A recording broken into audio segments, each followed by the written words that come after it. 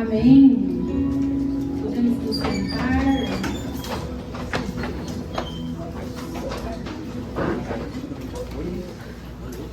Boa noite. Boa noite. Paz de Jesus. A paz. Meu amor de Maria. Então, ele falou o meu nome, mas para quem não me conhece, meu nome é Juliana. Oi, Juliana. Eu tenho 30 anos. Só isso? Só isso. Sou casada com Lucas. Somos pais. Estamos de 7 meses aí. Tá quase. Acho que a próxima talvez esteja ele aqui no corredor já. Ou no colo de alguém, né? Acho que no colo de alguém, né? Aquela é minha cunhada, gente. Que saiu ali. Ciumento, vocês já viram, né? Já perceberam. Mas eu tô aqui pra falar de uma coisa que mudou a minha vida e mudou a minha história. E eu tenho certeza que se você está aqui, ou foi porque ele mudou a história de vocês também, ou mudou a história de alguém que chamou vocês para estar aqui, né? A gente tem vivenciado algumas semanas do querigma, né? Não sei se vocês repararam nisso, né? Mas hoje chegou o dia da gente falar sobre o Espírito Santo. Nas últimas semanas, a gente escutou sobre um amor de um Deus grandioso, de um Deus que é Pai, de um Deus que não mede esforços, né? Para que eu e você sintamos o amor dele, sintamos, né, a nossa vocação, entendamos aquilo que nós somos chamados. E durante as outras semanas, né, a gente foi conhecendo também de que neste mesmo amor, né, este amor que nos deixa livre, fez com que a gente, na nossa natureza, também escolhesse sobre outras coisas. E aí muitas vezes nós escolhemos aquilo que não nos leva para mais perto dele. E aí o pecado entrou nesse relacionamento. E para restaurar esse relacionamento de novo, com esse amor de um Deus que é Pai, Jesus veio. Jesus que é Filho, veio e sofreu, foi até a morte de cruz, nos demonstrando de novo um amor grandioso. Mas Jesus precisou voltar. Mas ele não queria e sabia da nossa necessidade, de que sozinho nós não conseguiríamos. E aí ele manda o seu Espírito Santo. Um Espírito que não nos deixa só, né? E eu quero falar sobre esse Espírito Santo hoje com você. Para introduzir, né, esse tema do Espírito Santo, quero contar um pouquinho, né, sobre a vida de um homem. Esse homem chama Nicodemos, que era um homem já mais idoso. Ele era um doutor da lei. Ele conhecia muito a lei, ele conhecia muito a Escritura, ele conhecia a Deus. Ele era muito curioso, muito temente a Deus e sedento por Deus. E ele fica sabendo que Jesus está, né, passando por lá. E aí ele acaba se encontrando com Jesus. E nesse encontro com Jesus, Nicodemos faz uma pergunta para Jesus. Ele pergunta: de que forma eu entro? Qual é o caminho para que eu chegue no céu? E aí Jesus vai dizer para Nicodemos: só existe uma forma de nós entrarmos no céu. Se você renascer da água e do Espírito. E naquele momento, aquele homem idoso já, velhinho, pensa: como assim eu vou ter que renascer? Né? Como assim eu vou ter que nascer de novo? E Jesus explica para ele que não é nascer na barriga de novo, né? Não é ser gestado de novo na barriga, mas é nascer da água e do Espírito. E naquele dia, Nicodemos entendeu uma coisa que nós vamos precisar entender hoje. De que para que nós, diante de tudo aquilo que nós temos vivenciado, caminhada com Deus, na nossa estada no grupo de oração, na nossa vida, de que se nós estamos trilhando esse caminho, é necessário que nós renasçamos da água e do Espírito. E aquele que renasce da água e do Espírito é aquele que tem a sua vida batizada por esse Espírito que é santo.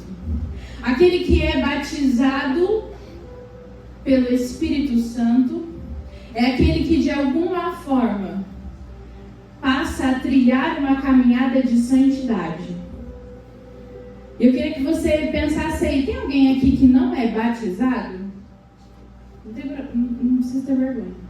Então todos nós aqui somos batizados. Quero te dar uma boa e uma má notícia para alguns. A boa notícia... Qual vocês querem primeiro? A má notícia. A má notícia. Então a má notícia é que desde o dia em que vocês foram batizados, começou a caminhada de vocês de santidade. E por que é má notícia, né? Porque essa é uma má notícia. Porque talvez, por nós não entendermos que desde aquele dia, nós estamos trilhando uma caminhada de santidade, nós não temos feito uma verdadeira caminhada de santos. Uma verdadeira caminhada que nos leva para o céu. Uma verdadeira caminhada de batizados no Espírito Santo. E o que o Senhor quer dar a boa notícia para nós é que, porque nós já fomos batizados, nós podemos novamente renascer da água e do Espírito. E assim, renascidos da água e do Espírito, adentrarmos o reino dos céus. Isso não significa que toda vez que a gente faz uma oração, a gente já está pronto para entrar no céu. A gente já estabelece o grau de santidade final. Não, isso é até o último dia da nossa vida. Então isso significa que constantemente nós precisamos renascer da água e do Espírito. E aí a gente vai entendendo de que essa é a nossa vocação. Porque desde o princípio lá da Bíblia, desde Abraão, Deus falou para Abraão: esteja na minha presença e seja santo. E ele atualiza no Segundo Testamento dizendo para nós: sede santos porque eu sou santo. Então isso significa algo para nós. Isso significa que a nossa vocação e o nosso chamado e o nosso propósito é ser santos. E ser santo nada mais é do que viver segundo o Espírito Santo. Viver com aquele que é santo. Viver segundo aquele que é santo. E aí a gente vai compreendendo o quanto a gente precisa desse Espírito Santo. O quanto a gente precisa ser constantemente batizados no Espírito Santo. Então, a primeira parte desse momento é de que a gente entenda de que ser batizado no Espírito Santo é o processo da nossa vocação. E acho que eu nem falei hoje quando estava me apresentando, né, que eu sou psicóloga. E eu lido com muitas pessoas buscando o propósito de vida, né? Não sei para que eu sou feito, sei para onde eu estou, quem sou eu, o que eu quero fazer, né? E muitas pessoas procurando. E se você não sabia até hoje, esse é o nosso propósito: ser santos. É claro que diante da nossa vida de santidade, quando a gente olha na história da igreja, a vida de santos, existem santos casados, existem santos padres, existem santos solteiros, existem santos crianças, existem santos que foram jovens, existem santos que tiveram uma profissão, né? São Lucas. Existem santos que, através do seu chamado, qual seja ele, né? Profissional, ministerial, foram santos. Isso é para nós também. Esse é o nosso propósito, sermos santos. E aí quando a gente entende isso, a gente entende de que essa é a vontade de Deus para mim e para a sua vida. E que constantemente nós rezamos uma oração. Eu já queria que você fosse adiantando aí, pegando na sua palavra lá em Lucas 11. E lá em Lucas 11, a gente não vai ler ali o começo do capítulo, mas Jesus vai ensinar uma oração, que é a oração do Pai Nosso. E nesta oração nós dizemos: seja feita a vossa vontade. Eu não sei se você tinha reparado, mas nessa parte nós estamos dizendo o nosso sim. O nosso sim a Deus. O nosso sim de que na nossa vida o que importa é a vontade dele. É de que a vontade dele seja feita. E aí quando a gente vai olhar para a história, nós temos a chance de dizer o quarto sim da história. O primeiro sim foi aquele que lá no começo, lá em Gênesis, foi dito: faça-se, e a terra foi sendo feita. O segundo sim foi o sim de Maria, em que ela falou: faça-se em mim. O terceiro sim foi o sim de Jesus, quando ele aceita a sua missão. E nós temos a possibilidade de dizer o quarto sim. Sempre que nós rezamos essa oração que o Senhor nos ensinou, que parece simples, mas que nós estamos dizendo: sim, faça-se em mim a sua vontade. Faça-se em mim aquilo que o Senhor deseja.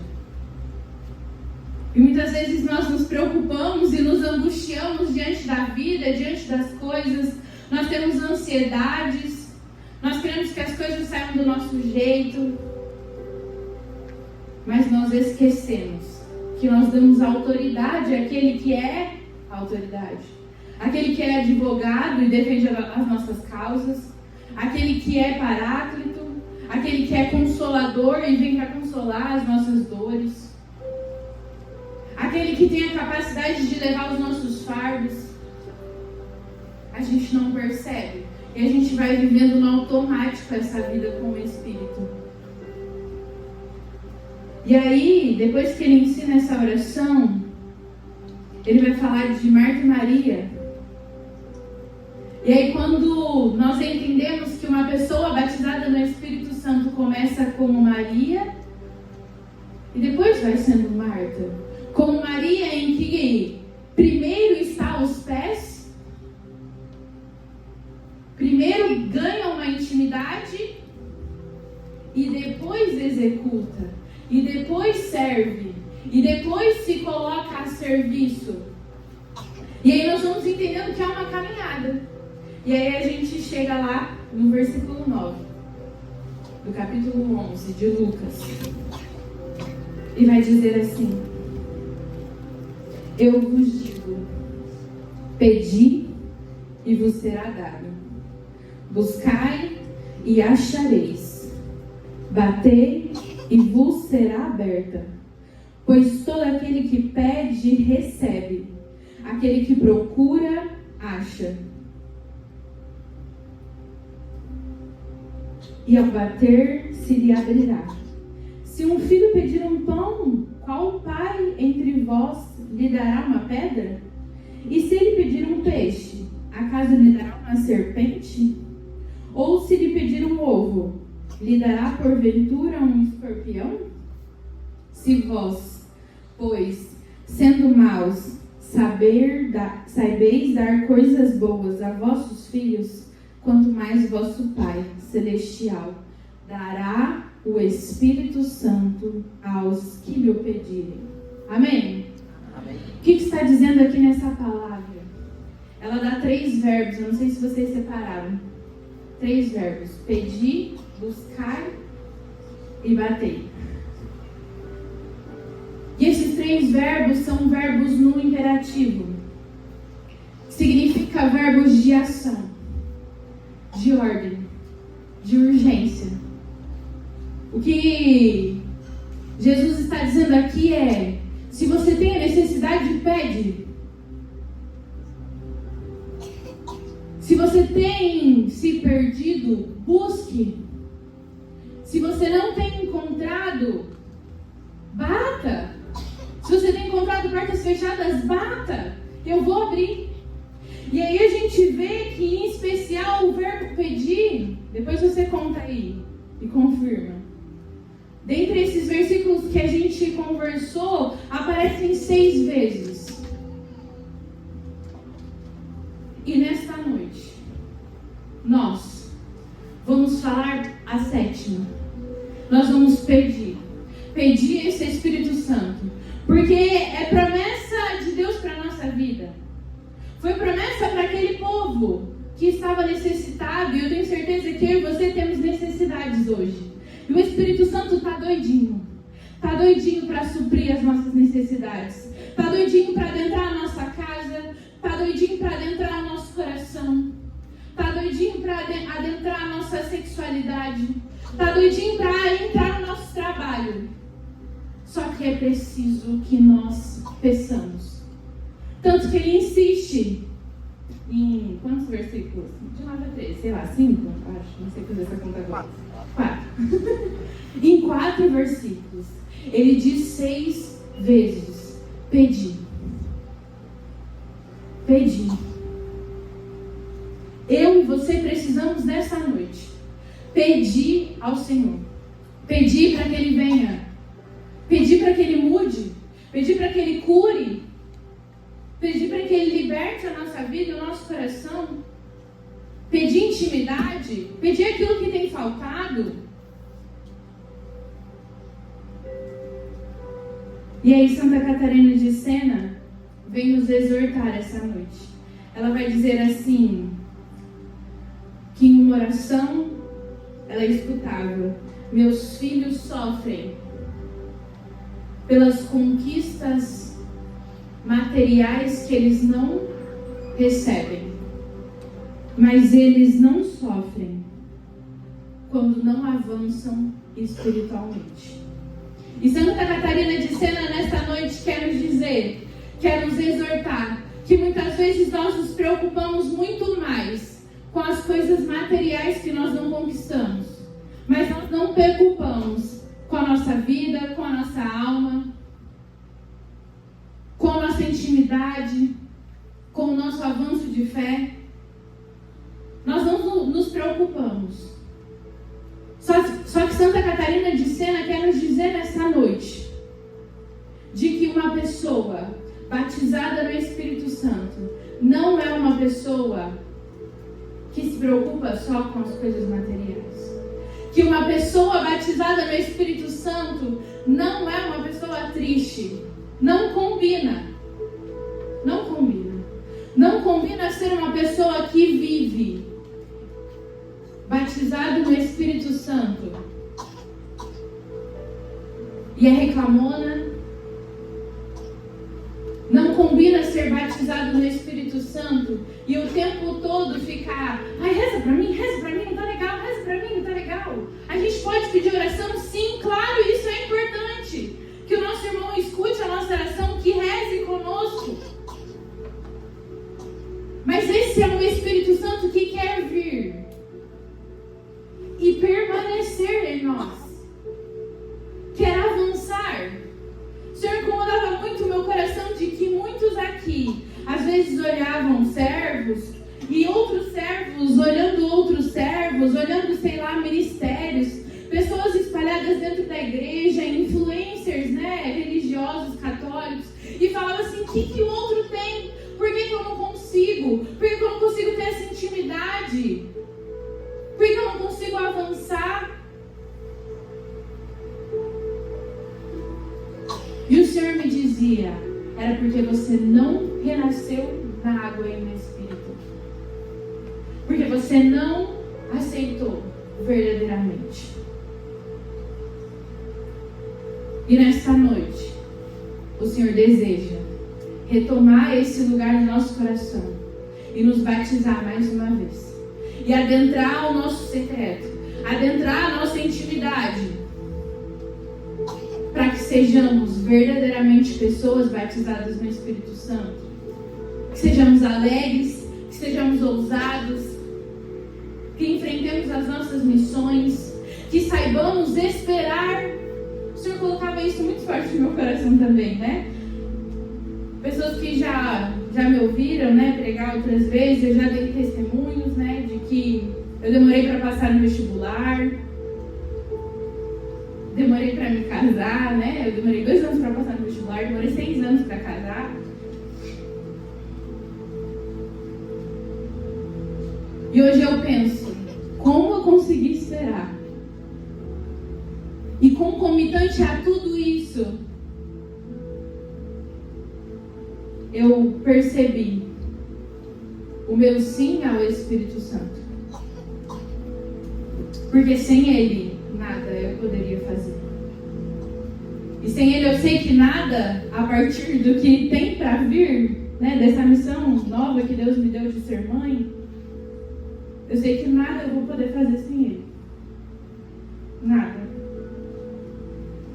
Feche seus olhos. Eu quero que você pense agora na sua caminhada até aqui.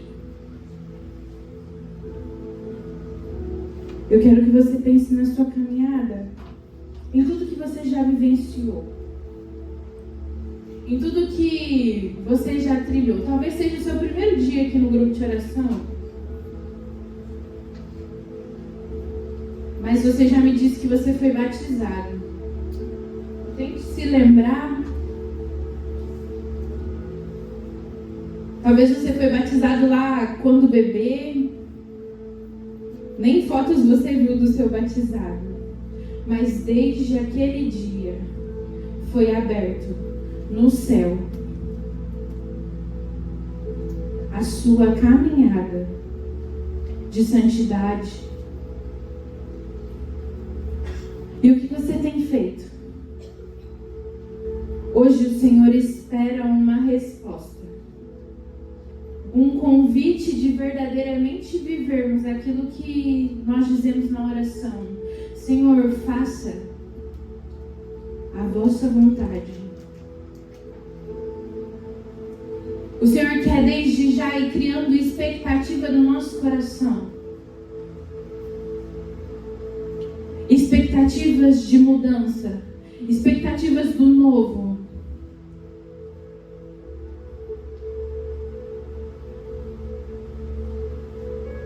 Que você possa ir agora, sem se atrapalhar, se levantar